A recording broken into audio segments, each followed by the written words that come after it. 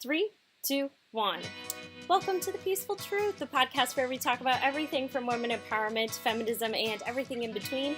You are joined on a Skype call today with me and one of my friends, Katie. So Katie, can you introduce yourself and tell us a little about who you are and your social media personality? Sure. Hi, guys. I'm Katie Blackwell. I run a blog called From Red to Toe. So I have my blog platform where I post a lot of my content, but I also have my Instagram account, which is also full of fun photos that I do besides the blog as well. So like a lot of bloggers, I have those two platforms. So it's really been a fun adventure. I've been doing this for a little bit, I guess 8 months. Yeah, so I remember you kind of launching it because I remember I just met you around that time, I feel like, and I just started following you around that time too. Yeah, it was honestly, I think it was like right when I got to Seattle and visited that I launched it. That's so cool. You've seen it from the beginning. I have, and it's really fun to follow. I actually really do read stuff and follow you, so I really like it. So Katie, how do we know each other? I'm actually from Texas, and the people that listen, if you've listened before, they kind of know that. But how do I know you, I guess?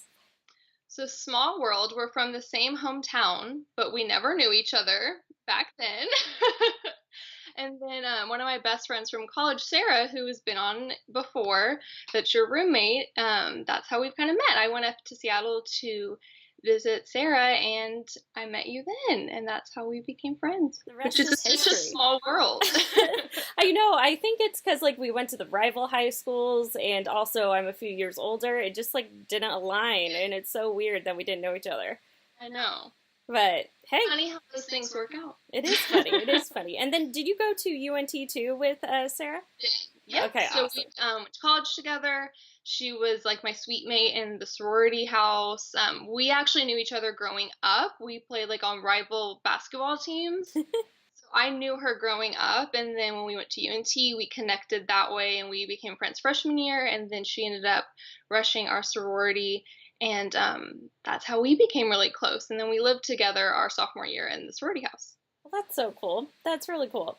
So today I brought you on because, of course, this is a women empowerment podcast. I love to have guests on to empower and inspire women. And I feel like blogging and also vlogging and being on social media is a very relevant thing in our time right now, and I thought it would be really cool to have someone on. Maybe there's a woman out there listening who's really inspired by that and wants to try it, so I thought it would be really cool to get little tips and tricks from you of what they can do, because I really enjoy following you. I think everything's on point, so I wanted to bring you on for that. So do you want to go into like what the blog itself is called and what are some of the different topics that you dive into? Sure. So it's called From Red to Toe, so play on head to toe, from head to toe. I've always loved the color red growing up. My grandma, started with my great-grandma. She always wore like red coats, and growing up I always had like red dresses for Christmas and red coats, and I just loved the color. And then growing up it kind of resonated, like red lipstick. Like anytime I had something red on, I just felt like powerful and confident. And it's always kind of been my color. And anytime I wear red, everyone's like, oh my gosh, you look so great in it because of my fair complexion. And so I just found that that color makes me feel like beautiful and confident and powerful. And so when I created the blog, I really wanted something that like was really me. And that was kind of the color red. So I started thinking of names that it could be, and it kind of came from red to toe. So that's how that started. But I actually blogged in college too. So this is my second blog I've done. I had a blog in college with one of our best friends named Liberty, and we ran from Bell and Well, which is a play on like Liberty Bell and Blackwell, my last name. So we did that through college, and then with graduating, and she lives in Philadelphia now, and it just didn't work out. And I waited like I guess it was about a year and a half until I was like, do I do this again? Like, I really miss it. And then that's when I made From Red to Toe. That's really cool. I actually love that it's from red to toe. I agree with you completely. Red is awesome for fair people because I also have very fair skin. And I felt like as a kid, for some reason, when I painted my nails red and when I was like finally getting into that, I feel like I painted them red because I felt like that was like the quintessential like being an older woman and a powerful woman Yes. vibe for some reason. I don't know where I got that from, but I Mhm. agree with you. I love the color red. So what got you interested in creating content and specifically the content that you do? Why this route and why do you do it? Well, I do a lot of fashion and lifestyle, so I like doing the fashion piece, but also talking about like organization and how you can organize your closets or your makeup or your bathroom, things like that. I really have enjoyed kind of incorporating that in. I kind of fell in love with doing things like this at a young age, which is really rare for people to find something they love since they were basically born. But I remember like my aunt taking me shopping and I started falling in love with shopping and dressing up as a little girl, and I would take like cutouts and make my own catalogs, and I always loved fashion. And then I went to school for fashion merchandising. So my 9 to 5 job, I work at Sally Beauty and I'm an assistant buyer. And I do like hair care there. So looking at product assortments and things like that. So I also have this kind of beauty fashion on my 9 to 5 job too.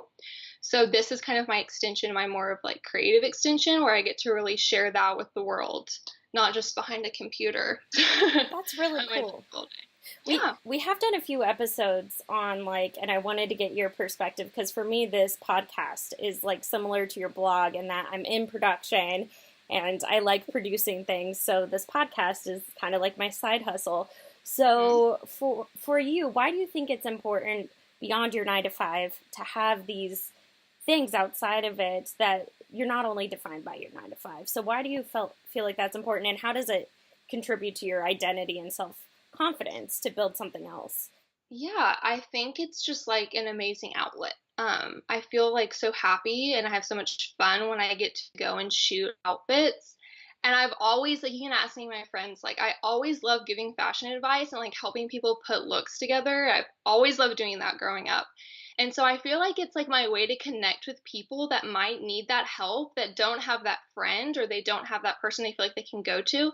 I'm kind of like that person. And I just enjoy sharing information, and it just brings me joy. And so it's kind of like when I'm at work, you're just doing your normal work hustle, but this is kind of like my side hustle where I can make it what I want it to be. And I think that's really fun. Kind of like how you do with your podcast. Like it's like your extension and it's like your own baby. Yeah, exactly. And I feel like it gives you a different outlet and you can be so much more than your 9 to 5, which I feel Yeah. like I would feel trapped. And I feel like the internet's really cool, and that's both of our mediums, like Mhm. that you have this endless potential. But Yes. I really think that's really cool.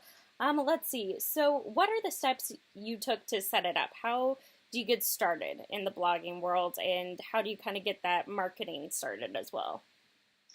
It took me a while to really figure it out. So I think I probably planned the blog, the setup of everything initially for like 3 months because I wanted it to be perfect. Like if I was going to commit to this and I was going to put my time and effort into this, I wanted it to be what I wanted it to be. I didn't want to just start and like, oh, I'm just going to put this together and see how it goes. I really wanted to create a consistent, cohesive message.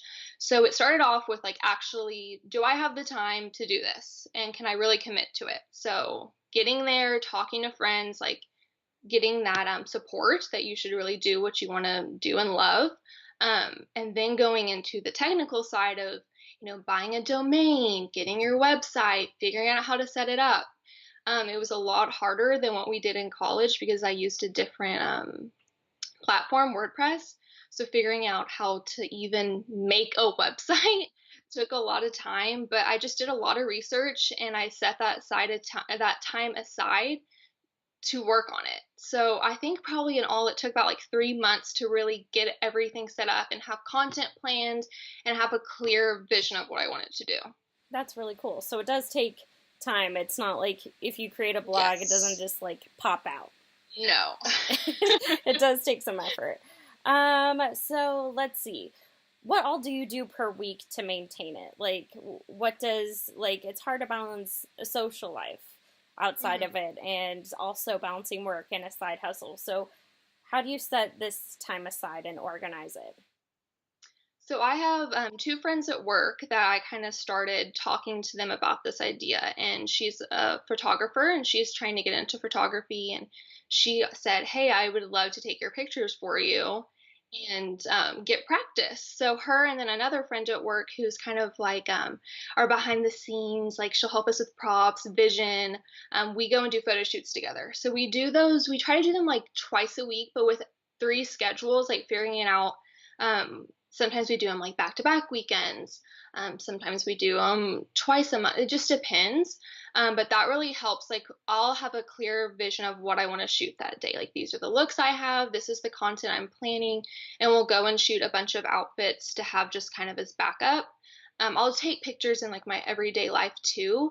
But it's nice because I don't have to make my boyfriend take my picture, because what guy like really loves taking their girlfriend's pictures every 5 seconds? Exactly. Or has the But capability. yeah, so I'm like, did you get the right angle? Like, I don't know if that's the right angle. So it's great to have those friends to go and do that with.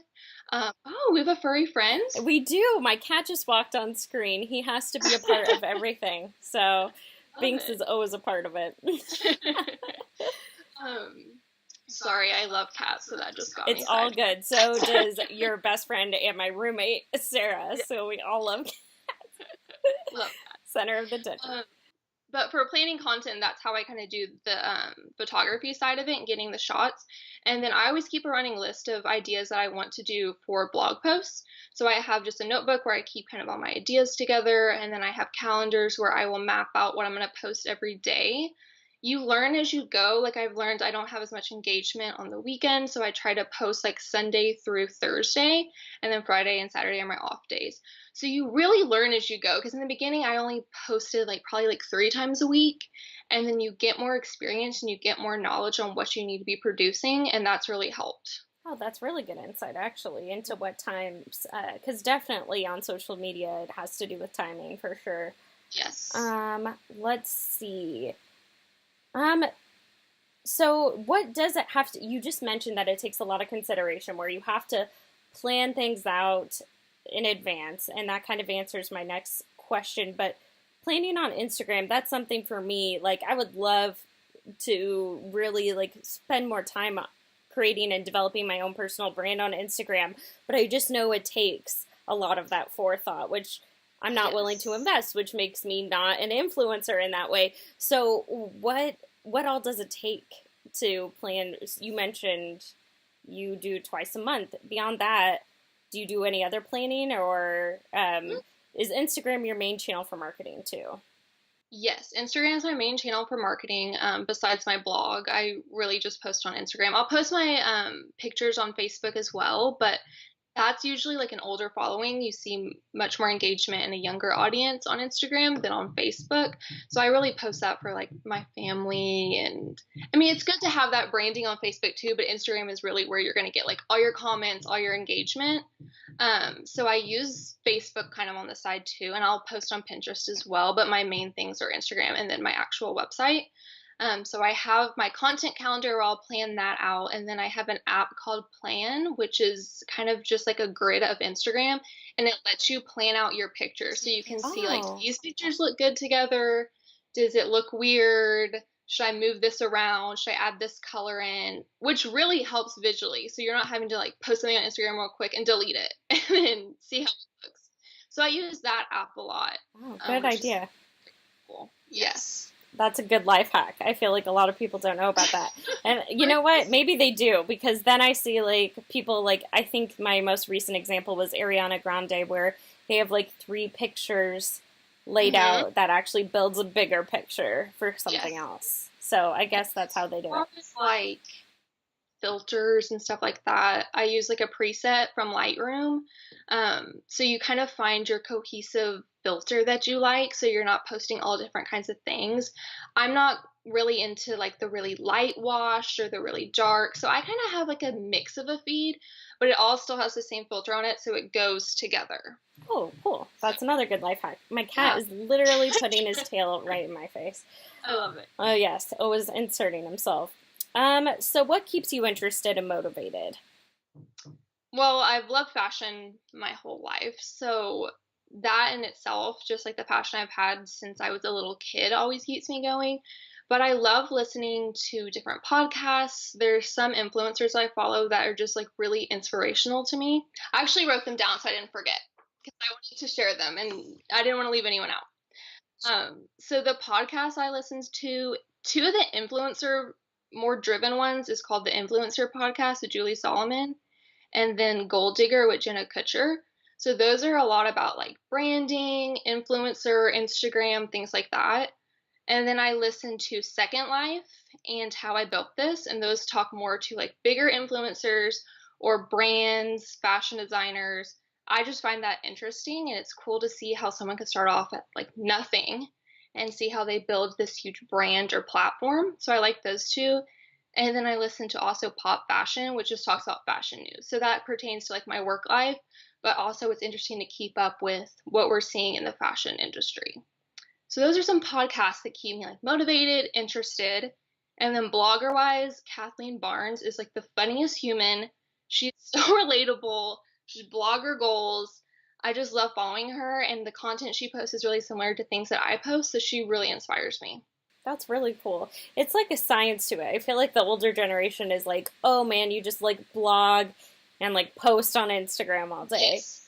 It's Yes. not like that. Like I It's post not. on Instagram. That has nothing to do with a scientific motivation because I just do it when I want. But like people that actually get a following Mm-hmm. are the ones that like it's a science. Well, I think people need to like realize too that like it doesn't just like happen overnight.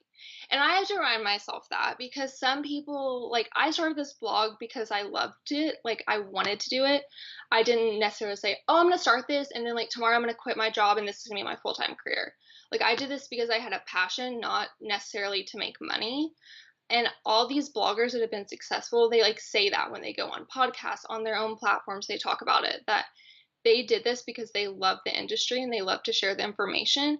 And I think it's helpful to remind yourself of that, that it's not like an overnight success. These people have started these platforms since like 2011, and it takes time to grow a following and to not get discouraged, that just to keep posting like what you love and sharing what you love. So that's why I like listening to those podcasts and then following some of the different bloggers because it's a good reminder. Yeah, Jenna Kutcher's is really great. You listen to it? Yes, I do. Yeah, she's really good. She's my sister's favorite podcast too. Yes. So Awesome. really good. So kind of going more into like the feminist vibe of like this podcast and women empowerment, do you feel like there are stereotypes? Like I just mentioned, like people just might think, oh, you just post online. So what are the stereotypes about the blogging world? And if so, what would you say to those things that people think, or what would you say to them if you could? I think that one huge thing is like that you don't have substance, or that like you only care about materialistic things, you only care about what you look like. And for me, like especially with like From Red to Toe, like I named it that because it was a color that made me feel powerful, and that was my goal, to make women feel that way. So I think that's a stereotype, like, oh, well, you just care about your clothes, like you just care about how you look, which I feel like it's an extension of who you are.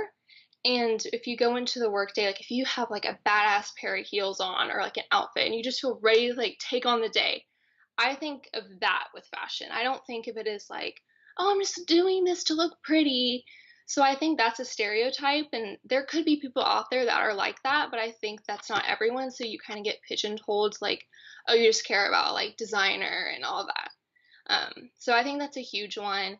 And then that it's just like easy because it's a lot of work and planning and making sure you have the content that you're wanting to post, and it's not easy. I clearly it's not. You plan things like months and months and 3 months of planning even before putting a stab into it. It's clear it's Yeah. not just overnight. So what tips do you have for women who just kind of like it's easy to dream and it's easy to just think, oh, I would love to be an Instagram influencer, but like what would you recommend for people to actually act on it and to make a difference? Like what keeps this hustle going, sort of a thing? I would say you should really be passionate about it. Don't just do it because like you want to make an extra buck. I think like I mean, to be honest and completely transparent, like I'm not making a ton of money on this blog. Like I'm doing it because I love it. And one day that'd be awesome if this could be my full-time job, but that shouldn't be your immediate goal. Like that you should really want to be doing it and posting and sharing with the world like what you want to share. So I think that that's a huge thing. Like just be committed to it because you love it. And not just because, oh, this is probably easy to do and I can make some money. I think that's a huge thing. And then just trying to stay true to yourself. I've seen, and not that this is bad, but like doing like loop giveaways just to gain followers. I haven't done any of those. Like I've done some of my own giveaways, but I haven't done any huge blogger loop giveaways where you have to follow like 40 people because in my opinion, like I want to gain the followers that want to follow me. I don't want to just like buy them off.